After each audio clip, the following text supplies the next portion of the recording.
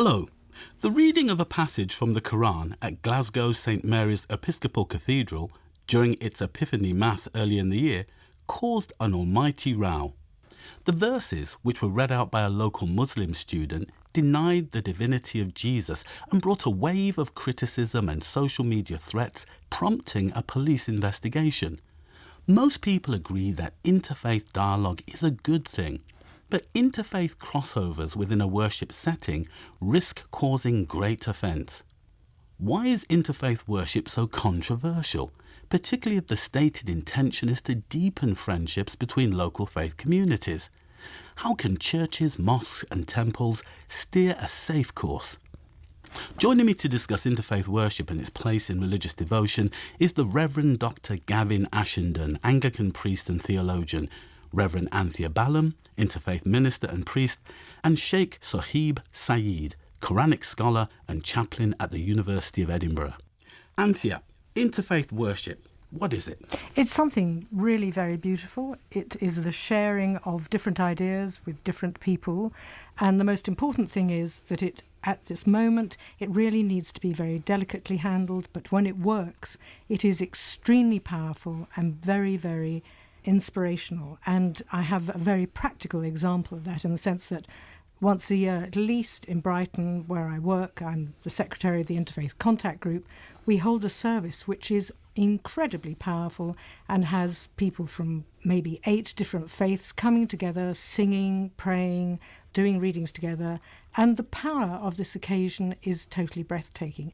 Gavin, is it a good thing?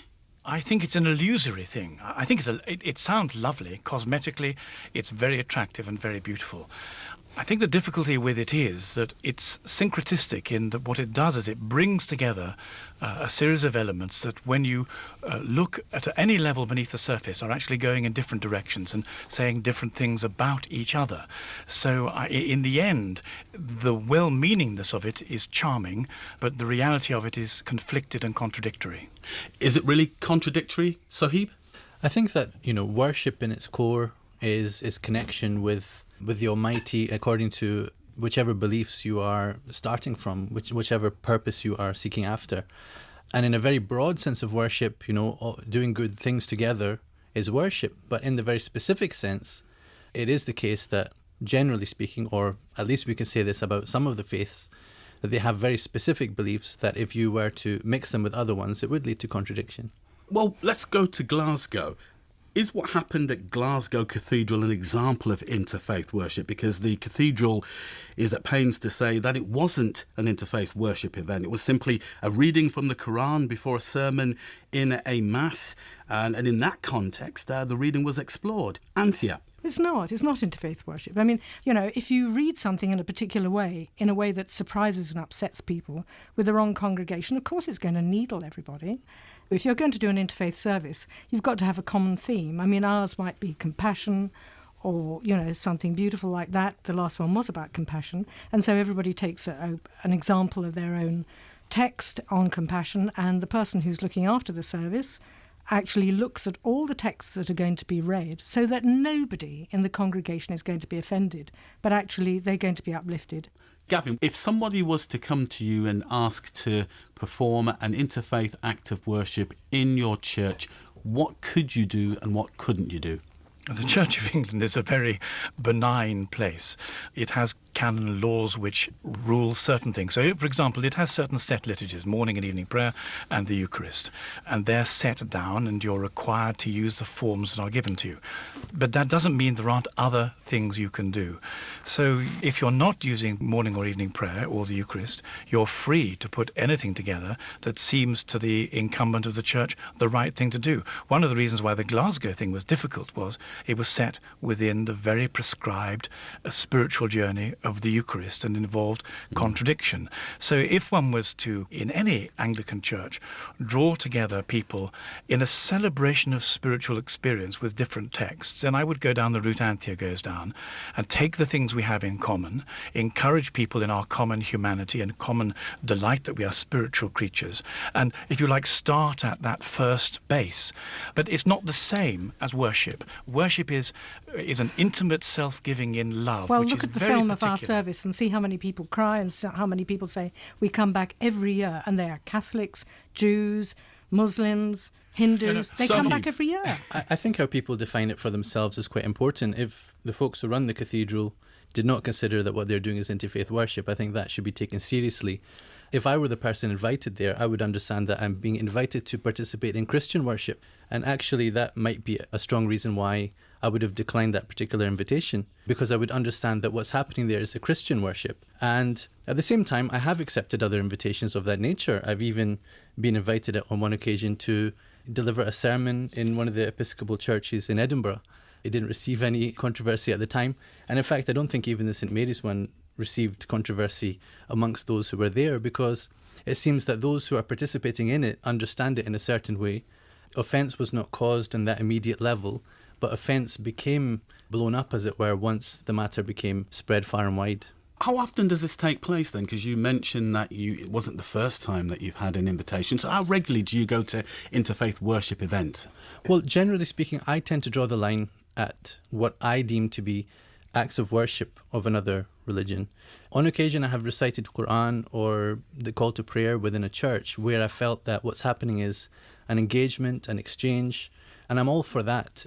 Anthea. We do the service once a year. People are desperate for us to do more. I mean, it can be just a vigil. If something tragic happens that involves the deaths of people of any particular faith or no faith, and groups of people get together.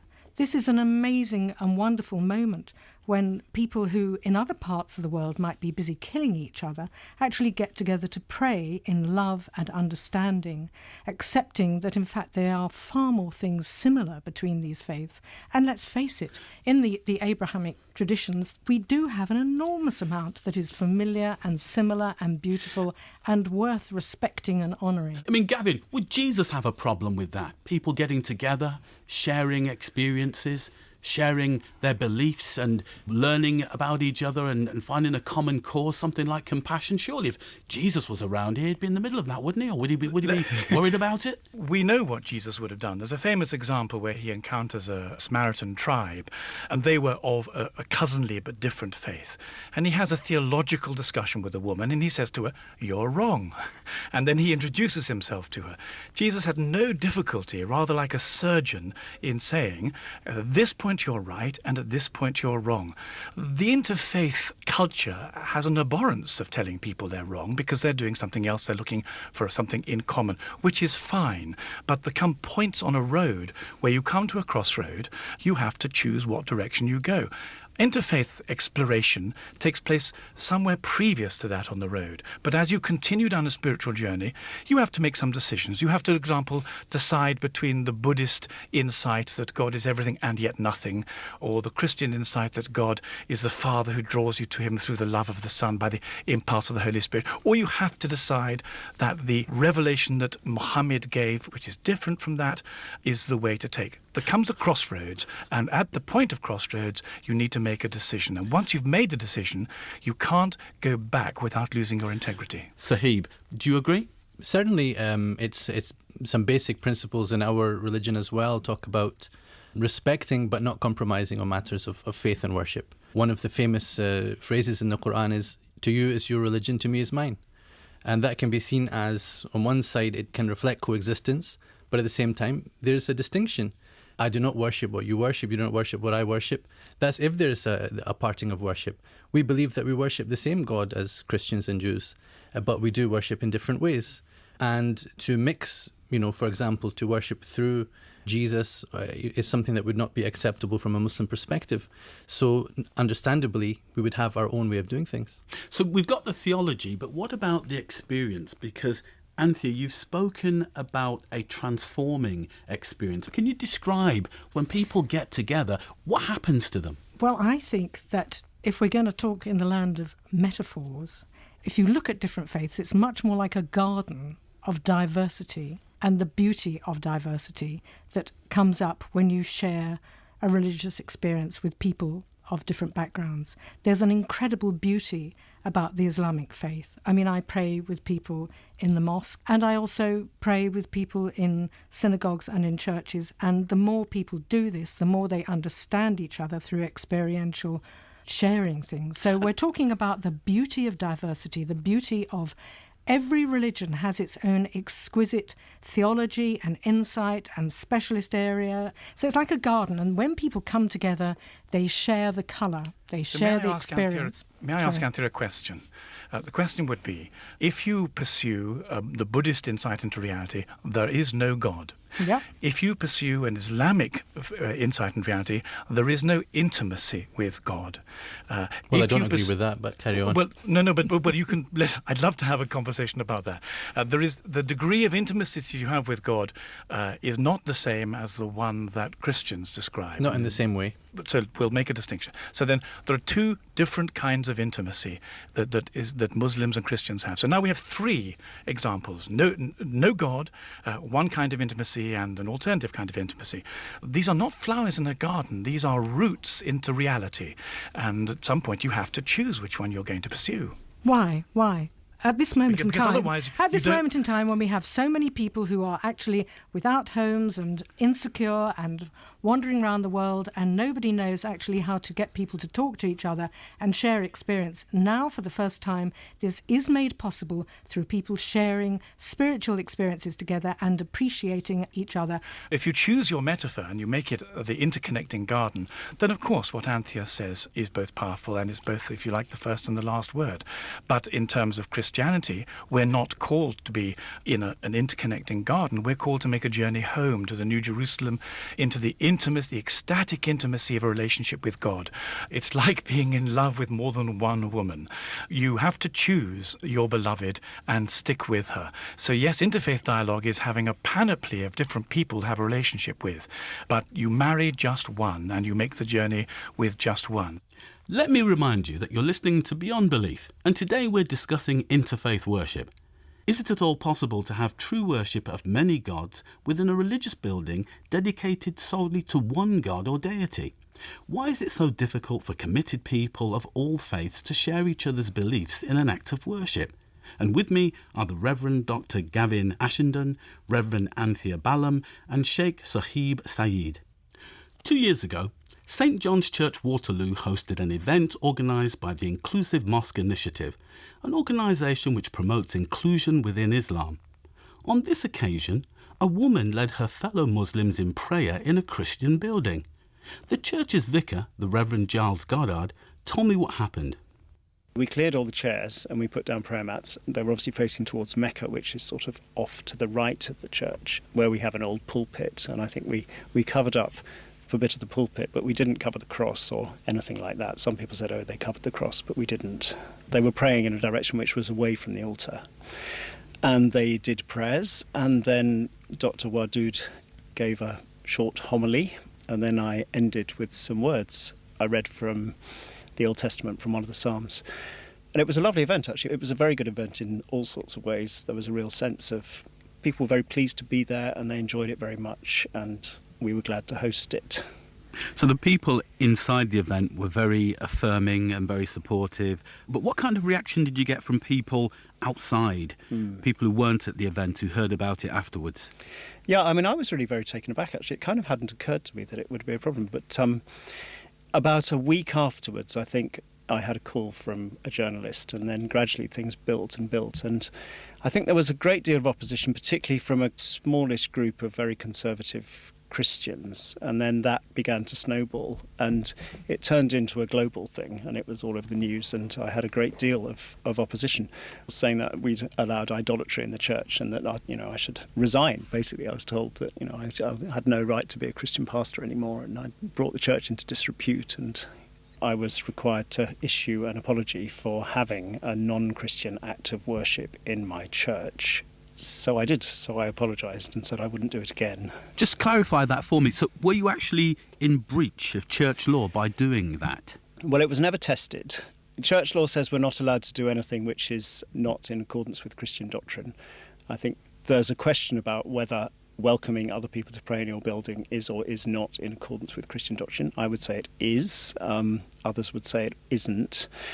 There isn't anything in canon law specifically about interfaith worship, so it's more about whether you can apply other bits of canon law to this. But it wasn't tested, and I issued the apology, so that was an end to the affair, really. I mean, weren't there other ways that you could have included this Muslim group within the church without them having to worship within the building that's consecrated? Was there any other option? Well, we've been working with Inclusive Mosque quite a lot, but this was very specifically us trying to be hospitable, because they'd invited Dr. Wadud for International Women's Day and they couldn't find a place. And I think the reason they hadn't been able to find another venue was because the prayers were being led by a woman. So we were simply offering our space for prayers. One of the things which really caused a reaction was that at the end I read a bit of this psalm and then I said a short prayer and I gave thanks to Allah, the God whom we serve, and used the word Allah, which of course is the Arabic word for God, and if you're an Egyptian Christian that's how you refer to God, as Allah. But again, that was taken to mean that I was praying to Allah, which some people thought was inappropriate, but in fact I was just using the Arabic word for God. I mean, is there any kind of theological basis for this, apart from church law? I mean, can you see anything within the biblical text or within the church tradition which affirms this kind of process, where you open the building for other faith traditions? Within Scripture, Jesus, I try and take my example from Jesus, and Jesus welcomed everybody, Jews and Gentiles and women and men, and, everyone was part of the people who Jesus tried to gather around him. So I think, that's a very strong biblical precedent. And I think my own position is that, I'm very confident in my faith as a Christian. And I think part of the imperative that we have is to offer a welcome to other people. But I think other people find God in other ways. If we could roll back time, and it was 2.5 years ago, and you'd been asked to do this again, would you do it exactly the same way, or would you do things differently? I probably wouldn't tweet it afterwards. Well, I've certainly learnt. So I guess if I knew then what I knew now, then I would have put it somewhere else in the building, in a non-consecrated space, because that was the issue, that we were using a space which was consecrated. It didn't occur to me, really, which perhaps was foolish, but this would be an issue. But certainly, I won't be having Muslim prayers in St John's again. That was the Reverend Giles Goddard. Gavin, what do you make of what we've just heard? Well, I thought Giles got it right at the end. A number of things he's clearly right about, and some things I think I would disagree with him. He's quite right that we offer an indiscriminate welcome to people. He's quite right that we try and help people who are looking for spaces and need hospitality. He's quite right to be generous and compassionate. I think he was mistaken in two areas, one of which he agreed with. You don't do it in consecrated space, you do it in other space. Most churches have church halls. There'll be no difficulty about that, I don't think. But I think one of the things he doesn't understand is, if you like, the international context that we're in, both historically and in terms of current politics. There are conflicts between Muslims and Christians, whether it's the Middle East or Nigeria or in Paris. There are heightened difficulties in terms of the two communities and violence between them. My experience is that Christians pay a very high price for believing in Jesus at the hands of radical Islam, in particular in these areas. And I think for a comfortable clergyman in a comfortable space to take public actions which pay no regard to the sacrifice and cost that other believers are paying, sometimes with their lives, is at the very best insensitive. Anthea, what's your take on what happened at St John's in Waterloo? I think he did something incredibly beautiful. And I think that it was something massively Christian. And I think that gestures of this kind must be applauded. There is a great need to respect the whole interfaith process. At the moment, there are lines of division and failures to accept things and people suffering. I know all the different faiths are suffering, all of them. Actually, every single faith of every description is suffering, and there are internecine fights between all of them, as we know. The most important thing is that we should come together and accept that things like compassion and love and a real respect for each other is something that we need to understand and take on board. Sohaib, surely if you have a strong faith, you shouldn't feel threatened by what happened at St John's. Well, I think that was interesting what Giles had said there about being confident in his faith. And that's quite in contrast with what Gavin just said about the political context. I thought it was interesting how Gavin has focused on a particular type of political context in the remarks he made, one-sided and negative, in that there's also political context whereby you can create a sense of bypassing the narrative of conflict. And conflict is not the norm between religions in this country. And we can certainly create another norm. And I see that Christians tend to be at the forefront of doing that because of their confidence, because of being so established in this country and having so much history in this country. Okay, going back to consecrated space, can you just clarify for our listeners why it's problematic to have interfaith worship in a consecrated building, a Christian consecrated building? Yes, because the space is the place where you have a love fest with Jesus.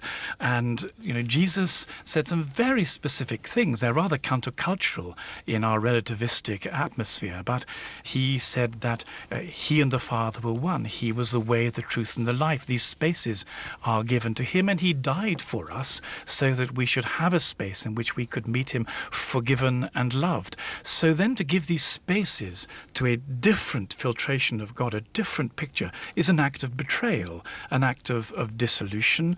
And actually, if you are in love with Jesus, if you know who he is, you can't do it. Now, there are places that are not consecrated, which act as a lower level. Actually, I must interrupt you there. Actually, I must point out that if this is the case, then there are at least 3 vicars and 3 churches in Brighton at this moment in time that are queuing up to have our interfaith service, and clearly do not agree with you on this one.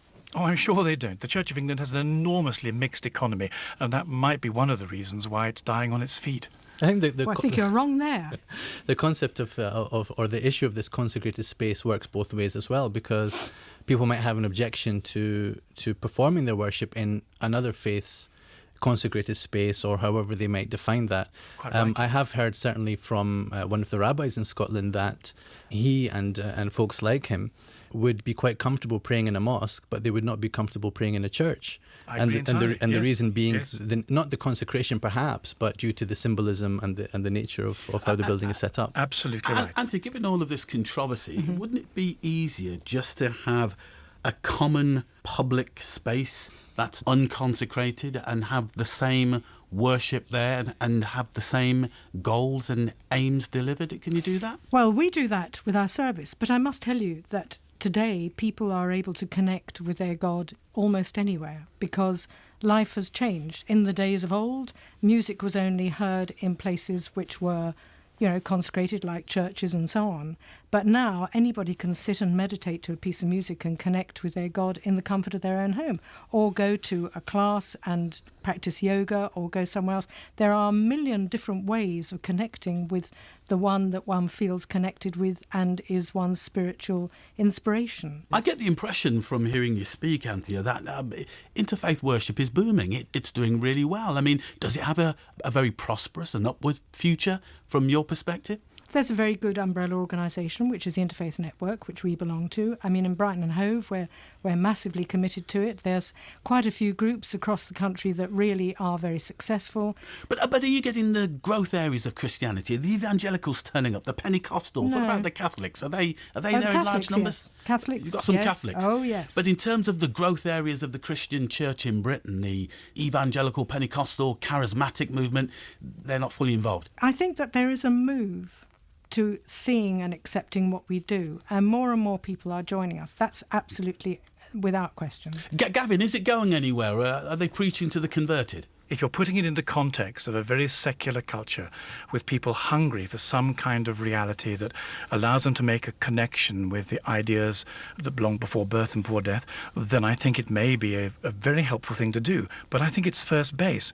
I loved what Sayeed said about the idea that some rabbis would rather go and pray in or around a mosque than they would in a church because of the symbolism, because he's put his finger on something enormously important. Christians teach, and nobody else does, that God suffers. His love is a kind of love where he's willing and able and does suffer for you. This is an anathema to Jews. It's an anathema to Muslims. I don't know if it's an anathema to Anthea or not, but it's one of those things that divides people. You either accept it or you don't. It's not a kind of thing where you can have 2 pictures at once. And in a sense, this is partly the problem with Christianity. It is so specific, so focused, its narrative is so clear in Jesus that you can't then turn it into an alternative, contradictory narrative. Except for all the denominations, of course. Exactly. Explain. So the other denominations You made it don't... sound like it would be very straightforward to understand what a Christian is, what are the boundaries of Christianity, whereas I don't think that's the case historically. It's not the case now. No, hang on. No, that's not true. Let's deal factually. All Christian denominations who are orthodox and subscribe to the historic creeds of the church would agree that God loves them and dies for them on the cross. There are lots of secondary things they disagree about, but I was trying to take the point that you made quite rightly, and to say that this very clear, focused notion of what kind of a God lies behind the universe, the Christian vision in Jesus is utterly distinctive. Right, now, if you could all gaze into, I shouldn't say gaze into a crystal ball, I might be into the wrong kind of religion here, so I'm just using this metaphorically, okay? You know, I'm not trying to promote any kind of mysticism or spiritualism, but, you know, looking into the future, what does the future hold for interfaith worship, given the geopolitical situation that we face worldwide, given the tensions that we face within our country and with many communities?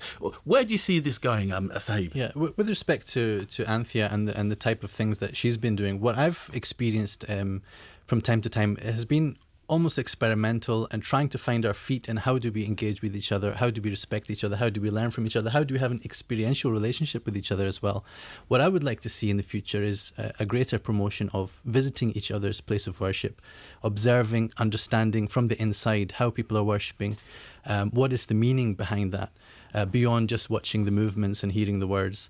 So I think that that's where the experiment is going to head, in that direction. So open mosque, not open and inclusive worship. Anthea? I think that politics has failed to help people get together and talk to each other, and the world is massively divided. But I'm seeing something very magical happen with people visiting each other's places of worship and talking to each other and sharing things. And if we can appreciate each other's faiths, doors will open and things will happen that will make us much more compassionate about things like people who are left marginalised. So many aspects of life will be improved when we start praying together in each other's houses, even if we keep our own faith pure and for ourselves. If we share, it will become something very, very beautiful, I believe. And finally, Gavin? Well, if we can call it interfaith experience rather than interfaith worship, I'm absolutely on board. I think we live in one of the most uninformed religious or spiritual cultures has ever been. And for that very reason, we need to be able to educate ourselves as to what the different experiences of faith offer. And I think in doing that, we learn to make a distinction between, if you like, religious systems and the people with whom we share a common image who inhabit them. But interfaith worship stumbles upon the problem that we face crossroads, where at some point, given the different revelations of God that the major religions give us, we have to make a choice and opt for one of them. Thank you. That's all for this week. My thanks to the Rev Dr Gavin Ashenden, the Rev Anthea Ballam and Shayk Sayeed. Ernie Ray will be back next week for another edition of Beyond Belief.